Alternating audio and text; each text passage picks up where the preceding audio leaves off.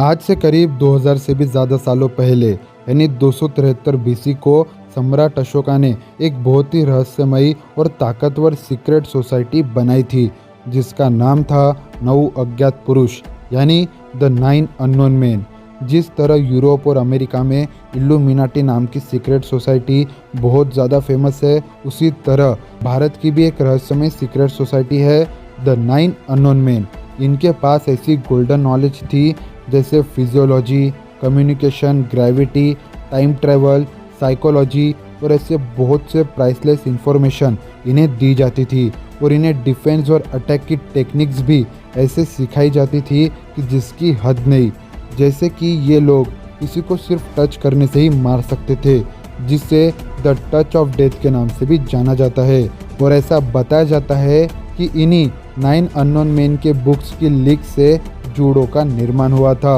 और ये 2000 साल पुरानी सीक्रेट सोसाइटी आज भी हमारे बीच मौजूद है।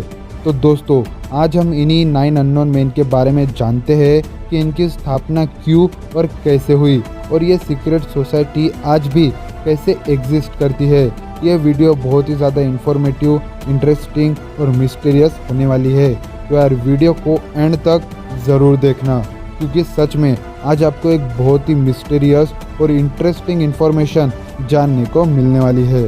तो सबसे पहले जानते हैं कि 9 अननोन मैन है कौन। पौराणिक कथाओं के अनुसार आज से करीब 2000 से भी ज़्यादा सालों पहले यानी साल 273 बीसी के आसपास मौर्य सम्राट अशोका ने इसी 9 अननोन मैन के ग्रुप को स्थापित किया था।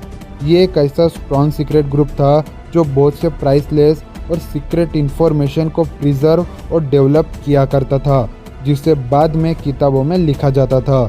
और जिस सीक्रेट इन्फॉर्मेशन पर ये किताबें लिखते थे, वो किताबें भी 9 तरह की थी।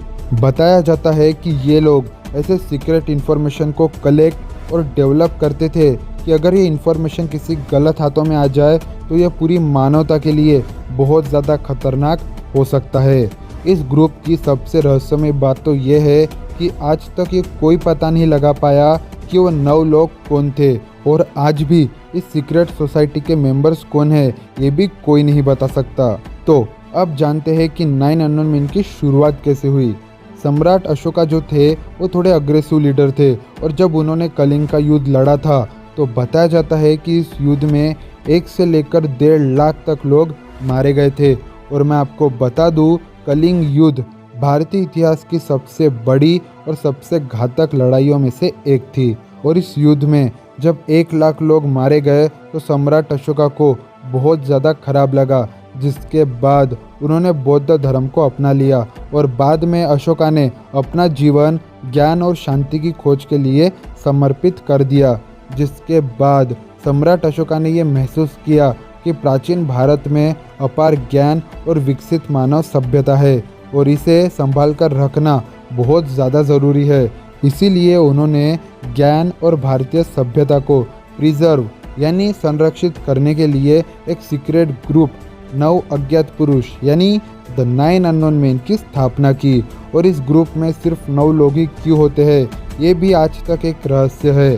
अब जानते हैं इसके सबसे इंटरेस्टिंग पार्ट की, यानी द 9 अननोन मैन के सीक्रेट्स और मिस्ट्रीज। ऐसा माना जाता है कि दुनिया में आज भी बहुत से सीक्रेट सोसाइटीज़ है, जैसे इल्यूमिनाटी और प्रियोरी ऑफ सायन। ऐसे सीक्रेट सोसाइटीज़ आज भी एग्जिस्ट करते हैं, और उसी में से एक है द 9 अननोन मैन। ये 9 लोगों ने 9 ऐसे विषयों पर किताबें लिखी है जो कि अपार ज्ञान और टेक्नोलॉजी से भरी थी। और वह 9 किताबें थी, जैसे पहली फिजियोलॉजी, जिसकी लीक से जूडो का निर्माण हुआ।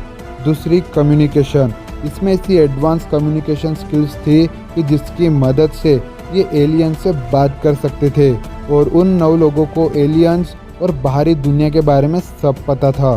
तीसरी ग्रेविटी, इसमें ग्रेविटी के अननोन सीक्रेट्स है, और इस बुक में बताया गया है कि वैदिक विमान को कैसे बनाते हैं। चौथी माइक्रोबायोलॉजी, इस बुक में माइक्रोबायोलॉजी और बायोटेक्नोलॉजी का अपार ज्ञान है।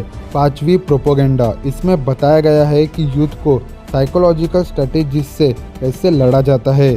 छठवीं कॉस्मोलॉजी, इस बुक में पूरे ब्रह्मांड का विज्ञान बताया गया है। सातवीं अल्केमी, इस बुक में बताया गया कि कैसे किसी मेटल के प्रॉपर्टीज़ को चेंज किया जाता है और इसमें यह भी बताया गया कि कैसे किसी मेटल को सोने में बदला जाता है। 8वीं लाइट, इसमें लाइट्स की बहुत से सीक्रेट्स बताए गए हैं, जैसे कि लाइट की स्पीड और लाइट को वेपन की तरह कैसे यूज़ किया जाता है। और 9वीं सोशियोलॉजी, इस बुक में बताया गया है कि समाज की प्रगति कैसे करते हैं और उन्हें भविष्य में होने वाली हानि से कैसे बचाया जा सकता है।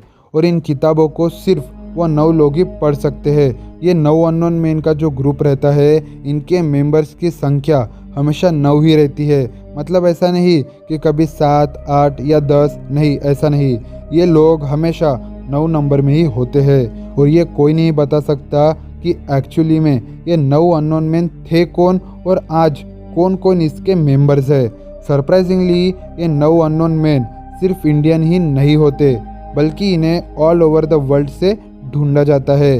और ये कोई भी ऐसे एरे गेरे लोग नहीं होते, बल्कि ज़्यादातर इस सीक्रेट क्लब में साइंटिस्ट, आर्टिस्ट और मोस्ट पावरफुल लोग ही होते हैं। इस 9 अननोन मैन के मेंबर्स को लेकर ऐसी अफवाह ये है कि Isaac Newton, Albert Einstein, APJ Abdul Kalam, Vikram Sarabhai, Pope Sylvester two और ऐसे बहुत से साइंटिस्ट द 9 अननोन मैन के मेंबर्स हुआ करते थे।